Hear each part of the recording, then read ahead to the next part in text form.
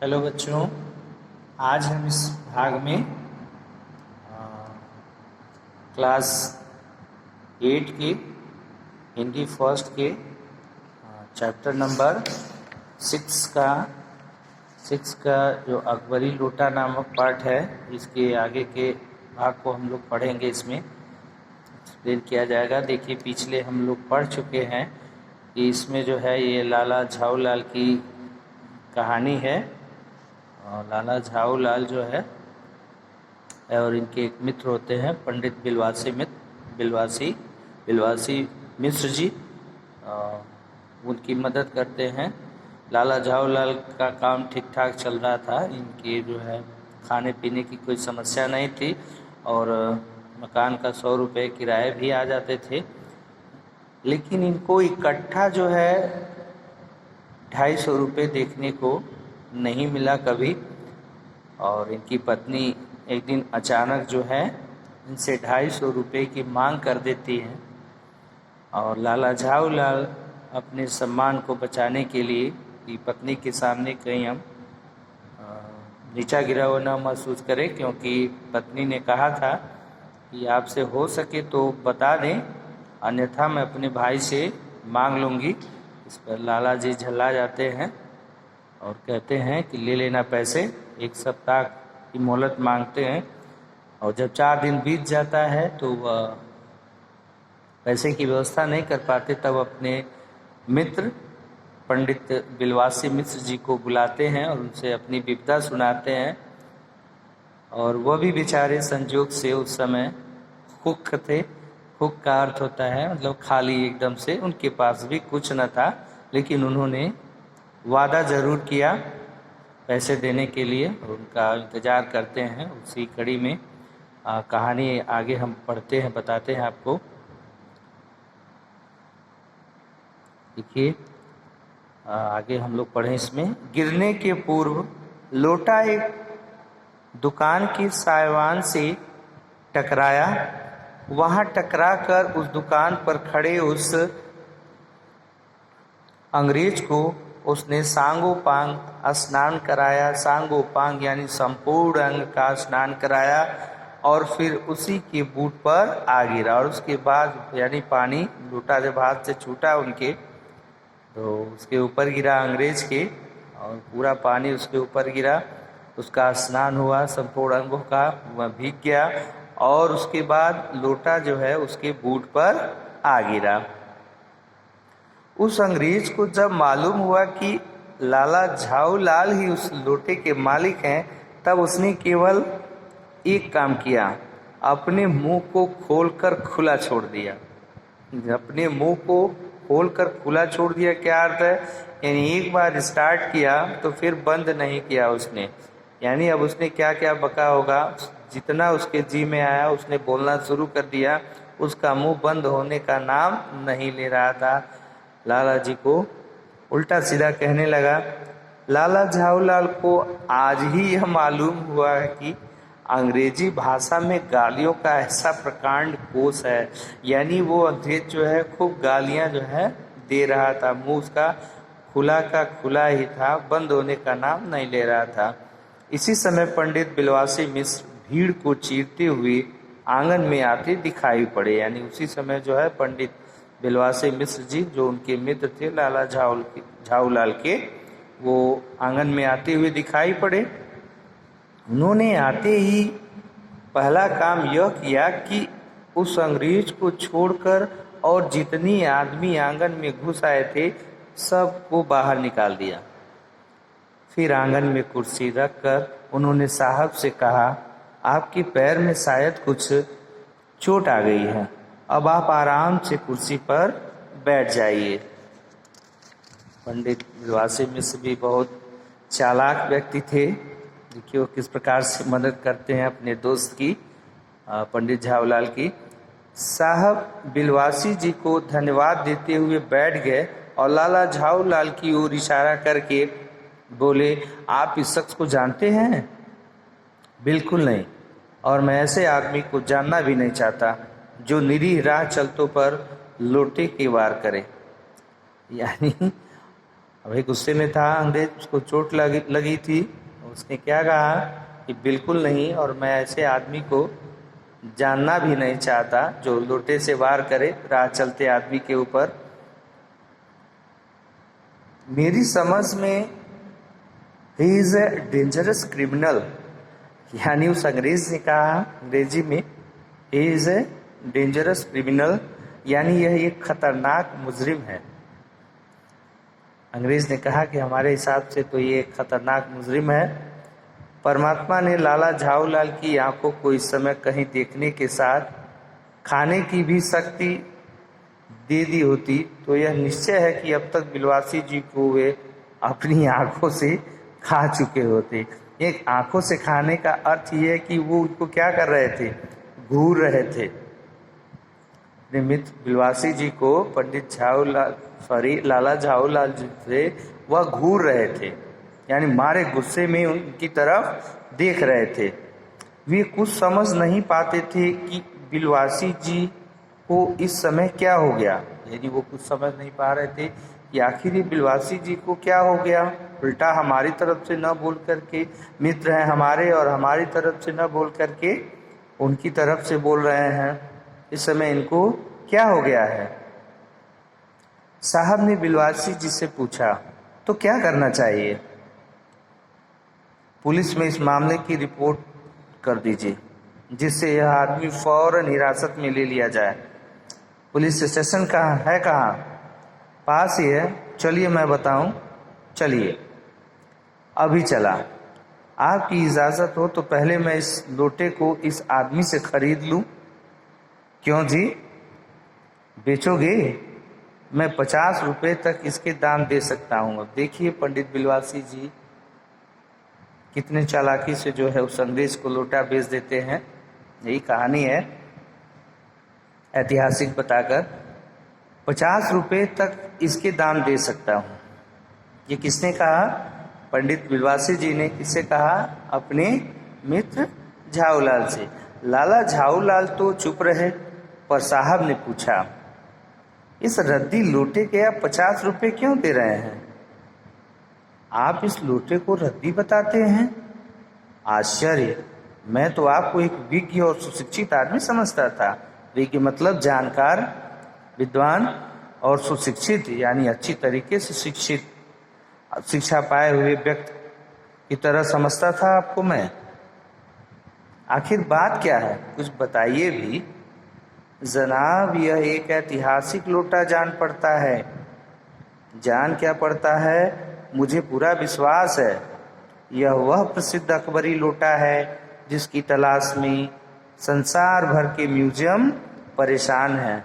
अब देखिए, अब क्या भूमिका बना रहे हैं पंडित बिलवासी मिश्र जी। उस लोटे की क्या कथा सुना रहे हैं उस अंग्रेज को बता देते हैं कि जनाब ये तो ऐतिहासिक लोटा है और यह वह प्रसिद्ध अकबरी लोटा है जिसकी तलाश में संसार भर के म्यूजियम जो है वो परेशान है।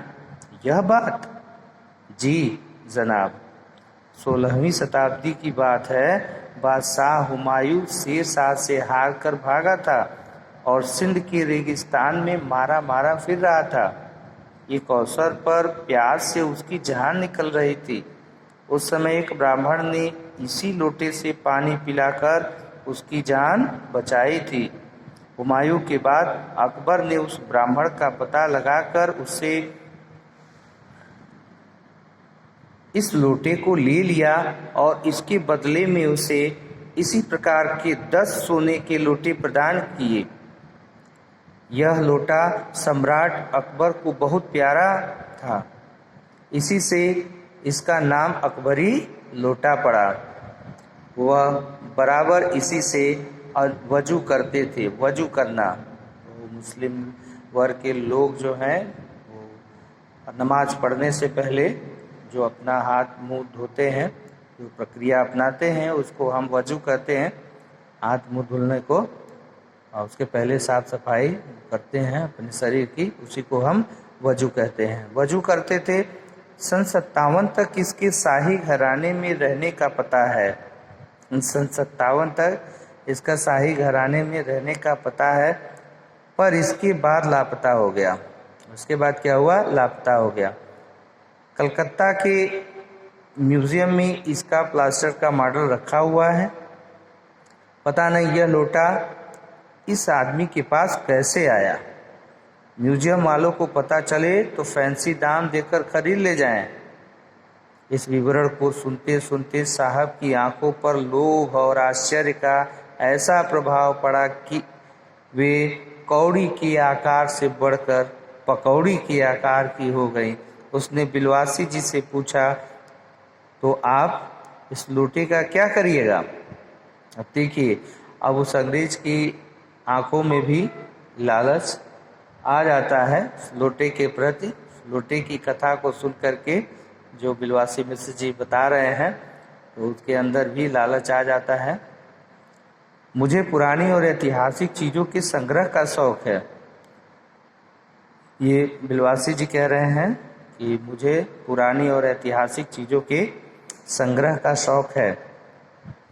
मुझे भी पुरानी और ऐतिहासिक चीज़ों के संग्रह करने का शौक है। जिस समय यह लोटा मेरे ऊपर गिरा था उस समय मैं यही कह रहा था।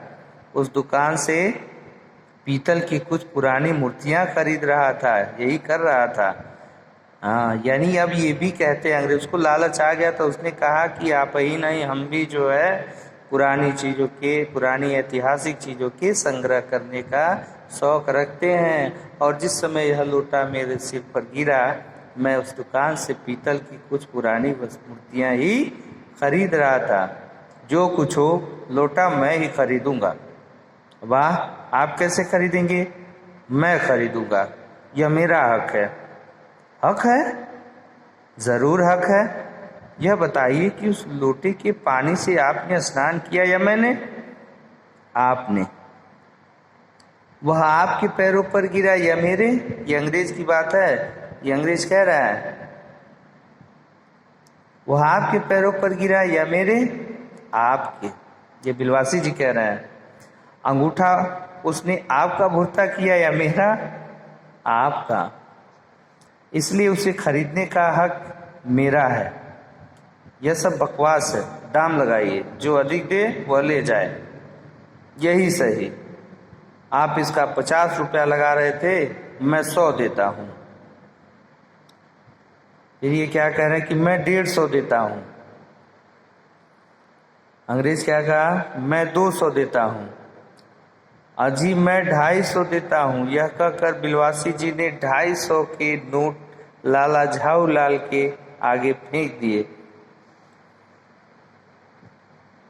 साहब को भी ताव आ गया। उसने कहा, आप 250 देते हैं तो मैं 500 देता हूँ। अब चलिए। बिलवासी जी अफसोस के साथ अपने रुपए उठाने लगे, मानो अपनी आशाओं की लाश उठा रहे हों। साहब की ओर देखकर उन्होंने कहा, लोटा आपका हुआ, ले जाइए, मेरे पास 250 से अधिक नहीं है। यानी उन्होंने उस अंग्रेज को ऐसा एहसास कराया कि अब मैं मजबूर हूँ, मेरे पास पैसे नहीं हैं और इसकी वजह से यह लोटा हमसे दूर हो रहा है। माने मानव निराशा की भावना से यह सुनना था कि साहब के चेहरे पर प्रसन्नता की कुंची फिर गई। साहब प्रसन्न हो गए कि अब तो लोटा हमने पा लिया है।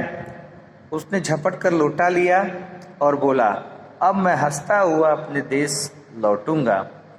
मेजर डगलस की डींग सुनते सुनते मेरे कान जो है वो पक गए थे।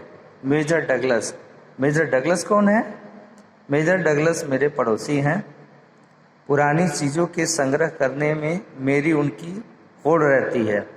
गत वर्ष वे हिंदुस्तान आए थे और यहाँ से जहांगीरी अंडा ले गए थे। देखिए मेजर डगलस जो हैं अब वो प्रसन्न हो रहे हैं कि मैं जाके अपने देश जो है इस लोटे के साथ प्रसन्नतापूर्वक लौटूंगा और मेजर डगलस को बताऊंगा, जो खूब लंबी लंबी डींगे हाँकते हैं, तो वही नहीं है, मैं भी हूँ और मैं भी कम नहीं हूँ। और फिर कहानी आई किसकी? देखिए, जहांगीरी अंडे की। जहांगीरी अंडा? हाँ, जहांगीरी अंडा। मेजर डगलस ने समझ रखा था कि हिंदुस्तान से वे ही अच्छी चीज़ें ले सकते हैं। पर जहांगीरी अंडा है क्या? वो पूछा है कि भाई जहांगीरी अंडा क्या है। आप जानते होंगे कि एक कबूतर ने नूरजहां से जहांगीर का प्रेम कराया था।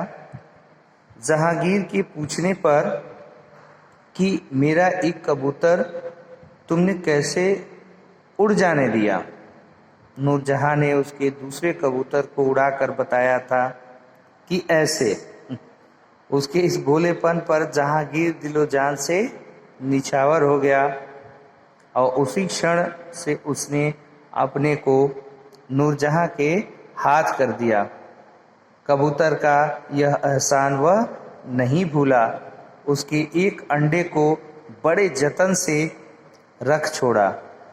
एक बिल्लोर की हांडी में वह उसके सामने टंगा रहता था। बाद में वही अंडा जहांगीरी अंडा के नाम से प्रसिद्ध हुआ।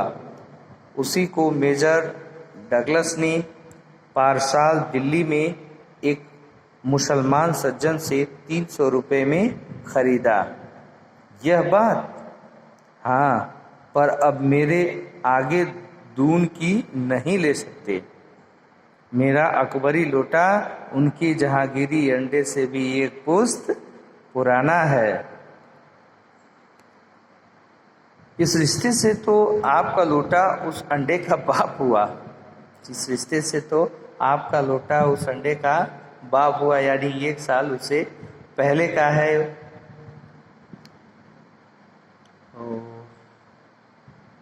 बाकी नेक्स्ट वीडियो में। तो student take care, bye bye.